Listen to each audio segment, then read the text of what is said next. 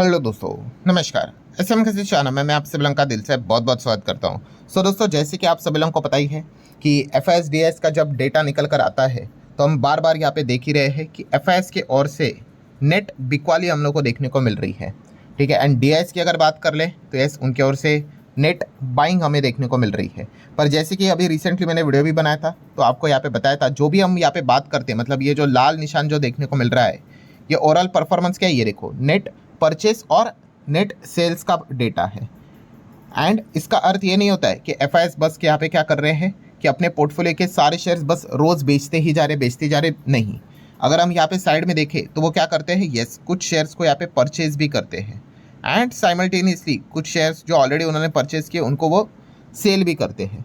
सो cell value जब purchase से ज़्यादा यहाँ पे हो जाती है तो वो नेट सेल हम लोग को डेटा देखने को मिल जाता है। मतलब बॉटम लाइन क्या है कि एफआईएस अभी भी अगर हम देखेंगे तो यहाँ पे क्या करते हैं, डेली कोई ना कोई शेयर्स को यहाँ पे वो बाइंग यहाँ पे उनकी चलती रहती है। सो पॉइंट ये है दोस्तों कि अभी आपको पता ही है, मैं बहुत सारा सीरीज़ मतलब जो चल ही रही है शेयर होल्डिंग पैटर्न को लेकर। सो ऑलरेडी मैं काफ़ी वीडियोस बना चुका हूँ, प्रमोटर ने कहाँ पे बेचा है, प्रमोटर ने कहाँ पे खरीदा है। सो वैसे ही Q4 का अब डेटा सामने आया है तो उसमें हम इस वीडियो में यहाँ पे बात करने वाले कि फॉरेन इंस्टीट्यूशनल इन्वेस्टर जो नेट सेलिंग कर रहे बट फिर भी कहाँ पे उन्होंने बाइंग की है, तो उससे रिलेटेड हम बातें इस वीडियो में यहाँ पे करने वाले हैं। सो रिवर्स वे में जाएंगे कि 4% बाइंग, फिर 5% बाइंग, फिर 6, फिर 7, फिर 8, फिर 10, ऐसा करते करते कहाँ पे सबसे ज़्यादा एफआईएस ने बाइंग की है। सो वो भी मैं आपके सामने यहाँ पे रखूँगा। नो डाउट पूरी लिस्ट नहीं है, ऐसी पूरी लिस्ट तो आपको 100-200 स्टॉक्स मिल जाएंगे यहाँ पे, बट फिर भी टॉप 15 कंपनीज का लिस्ट मैं आपके सामने यहाँ पे रख रहा हूँ। And at least market cap 1000-5000 crore के आसपास रहेगा।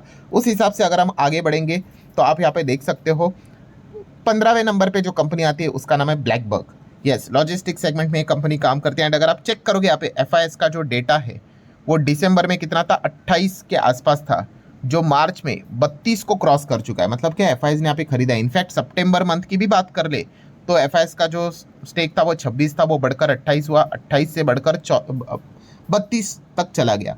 मतलब वही पॉइंट कि यहाँ पे एफआईएस क्या कर रहे हैं, लगातार इस कंपनी में अपना स्टेक बढ़ाते हुए देखने को मिल रहे हैं।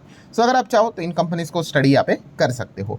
नेक्स्ट अगर बात करेंगे एपीएल अपोलो ट्यूब्स, सो यहाँ पे भी अगर हम चीज़ों को चेक करेंगे तो Q3 में मतलब दिसंबर में 33.12 का स्टेक हमें देखने को मिलता था, बट मार्च में यही स्टेक एफआईएस का बढ़कर 37.52 तक जाते हुए देखने को मिला है।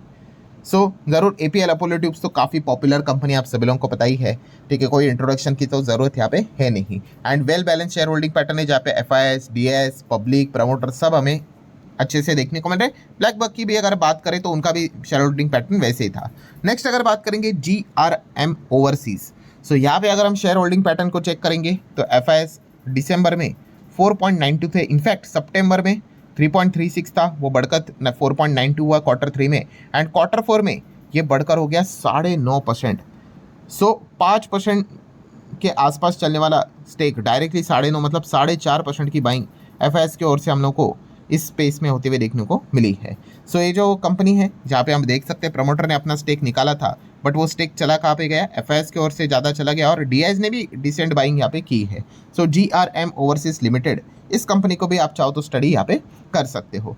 नेक्स्ट जो कंपनी हमें देखने को यहाँ पे मिल रही है शैली इंजीनियरिंग की, अगर हम यहाँ पे बात कर ले तो यहाँ पे भी well balance share holding pattern है, प्रमोटर भी है, एफआईएस है, डीआईएस है, पब्लिक भी है।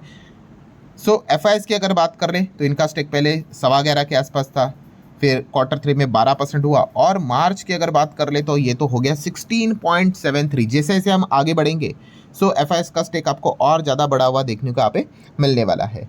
सो ज़रूर आप चाहो तो इस कंपनी को भी स्टडी कर सकते हो।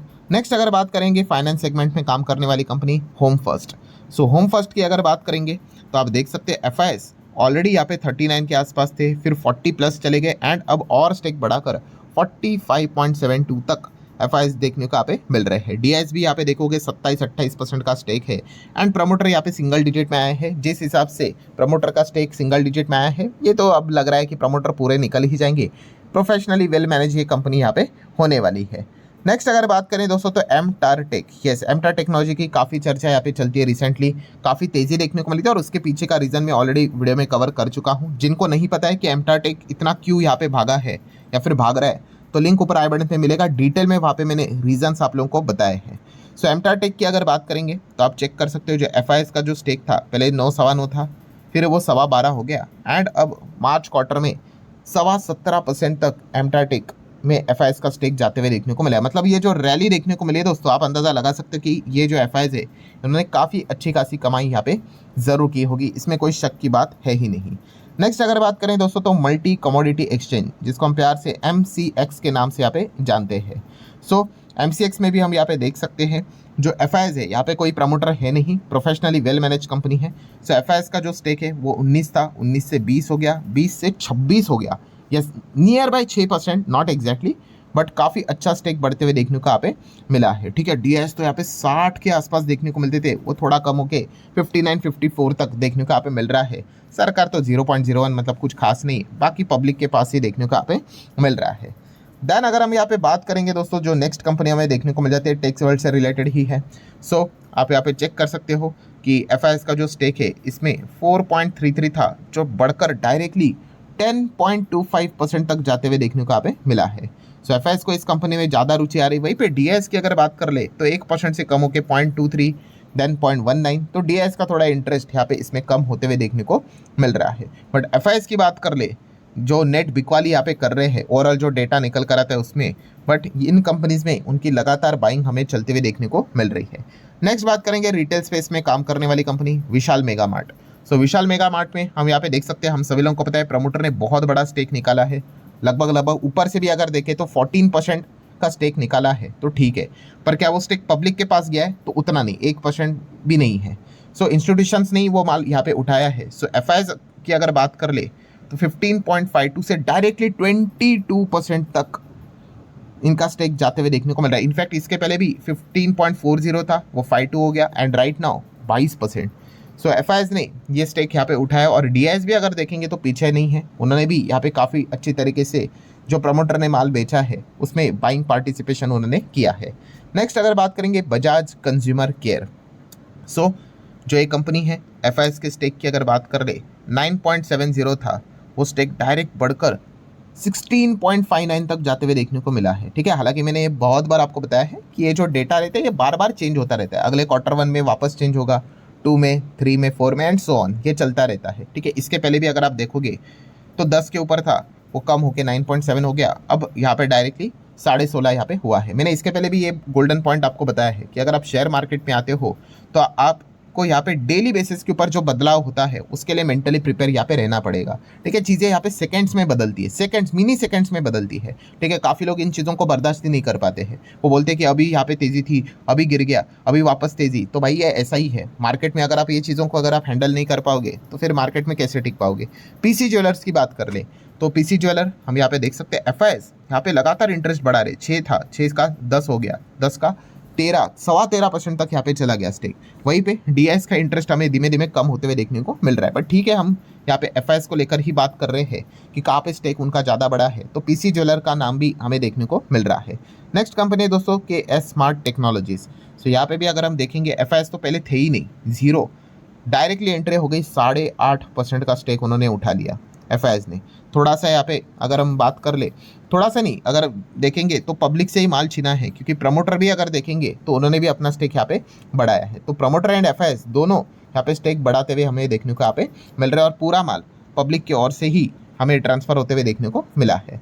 नेक्स्ट है दोस्तों यहाँ पे फार्मा से रिलेटेड काम करने वाली कंपनी मार्क्सन फार्मा की अगर बात करें तो एफआईएस का जो स्टेक है पहले 16.92 था, वो आधा हो गया डायरेक्टली 8.13, और वो वापस बढ़कर 16.76 हो गया। तो आप देख सकते हैं, ये मैं बार बार आपको इसलिए बताने की कोशिश करता हूँ कि मार्केट ऐसा ही बदलते रहता है। ठीक है, अभी लगा बेच दिया, अभी लगा वापस खरीद लिया।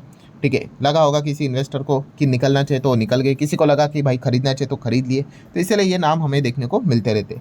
नेक्स्ट बात करेंगे श्रीराम फाइनेंस। तो यहाँ पे भी चेक करेंगे तो एफआईएस का जो स्टेक है सेम 16.92 से, एक सेकेंड, हाँ अब ठीक है यहाँ पे, तो मैं इसको थोड़ा एडजस्ट कर लेता, फाइन। सो एफआईएस की अगर हम बात करेंगे श्रीराम फाइनेंस के हिसाब से तो 45 का स्टेक था, वो आप देख सकते हो 56 तक गया है। मोटा मोटी ऊपर से देखोगे तो ऐसे 10-11% की जंप हमें देखने को यहाँ पे मिल रही है। मतलब एफआईएस ने दबाकल माल यहाँ पे उठाया है, ये हम जरूर यहाँ पे कह सकते हैं। और ये जो कंपनी है पब्लिक ज़्यादा इंटरेस्टेड है ही नहीं। आप देख सकते हैं पीडीएफ कैटेगरी में आती है, मतलब प्रमोटर एफआईएसडीएस इसमें ज़्यादा इंटरेस्टेड नज़र यहाँ पे रहते हैं।